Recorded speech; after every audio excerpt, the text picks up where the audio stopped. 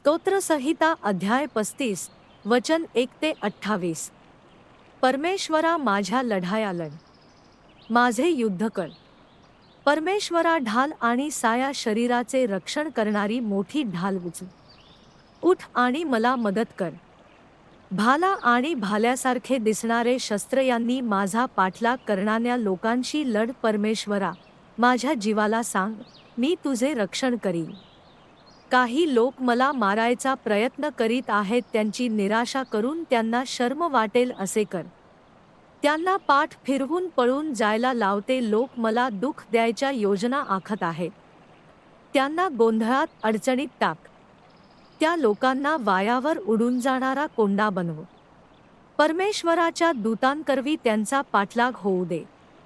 परमेश्वरा, त्यांचा मार्ग अंधारमय आणि निसरडा होऊ दे। परमेश्वराचा दूत त्यांचा पाठलाग करू दे।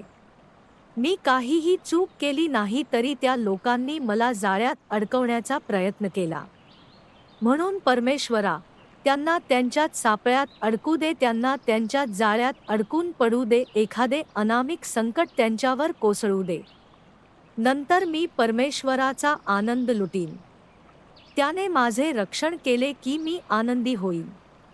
माझी सर्व हाडे म्हणतील, परमेश्वरा, तुझ्यासारखा कोणीही नाही। परमेश्वरा, तू सामर्थ्यवान लोकांपासून गरिबांना वाचवतोस। तू सामर्थ्यवानापासून वस्तू घेऊन त्या गरिबांना आणि असहाय लोकांना देतोस। साक्षीदारांचा समूह मला दुःख द्यायचे कारस्थान करीत आहे। ते लोक मला प्रश्न विचारतील आणि ते काय बोलतात ते मला कळत नाही। मी फक्त चांगल्याच गोष्टी केल्या आहेत, परंतु लोक माझ्या विरुद्ध वाईट गोष्टी करतील। परमेश्वरा, मी ज्या चांगल्या गोष्टींसाठी पात्र आहे त्या मला दे। जेव्हा ते लोक आजारी पडले तेव्हा मला वाईट वाटले। अन्न खाऊन मी माझे दुःख प्रकट केले। त्यांच्यासाठी प्रार्थना करून मी हेच मिळवले का? मी त्या लोकांसाठी सुतकी कपडे घातले। मी त्या लोकांना माझ्या मित्रांसारखे किंवा भावासारखे वागवले।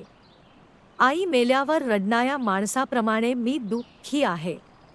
त्या लोकांसाठी दुःख व्यक्त करायचे म्हणून मी काळे कपडे घातले।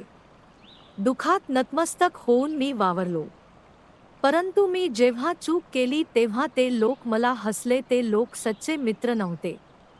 मी त्यांना नीट ओळखत देखील नव्हतो, परंतु ते माझ्या भोवती गोळा झाले आणि त्यांनी माझ्यावर हल्ला केला। त्यांनी वाईट भाषा वापरली आणि माझी चेष्टा केली। त्यांनी माझ्यावरचा त्यांचा राग कराकरा दात खाऊन व्यक्त केला।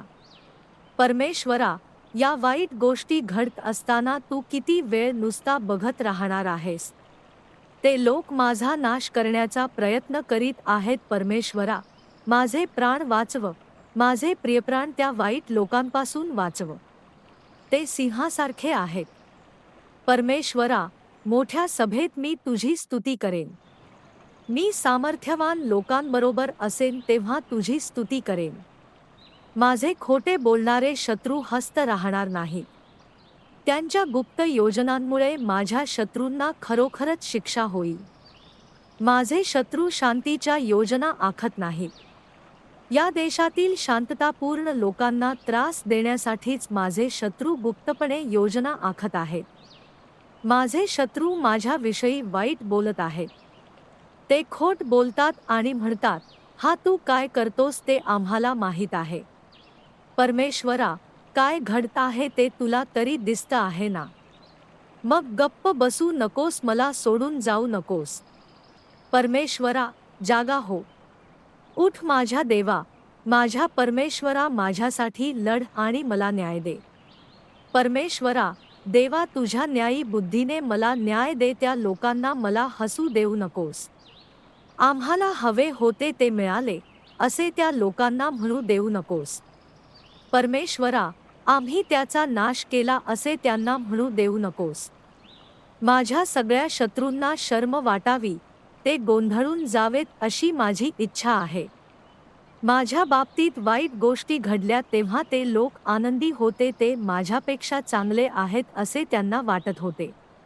म्हणून ते लोक अपमानाने आणि लाजेने झाकोळून जावोत। काही लोकांना माझे चांगले व्हावे असे वाटते. ते सर्व लोक सुखी होवोत. ते लोक नेहमी म्हणतात, परमेश्वर महान आहे, त्याच्या सेवकाचे भले व्हावे अशी त्याची इच्छा आहे. म्हणून परमेश्वरा, तू किती चांगला आहेस ते मी लोकांना सांगेन. मी रोज तुझी स्तुती करेन. स्तोत्रसंहिता अध्याय 35 वचन 1 ते 28.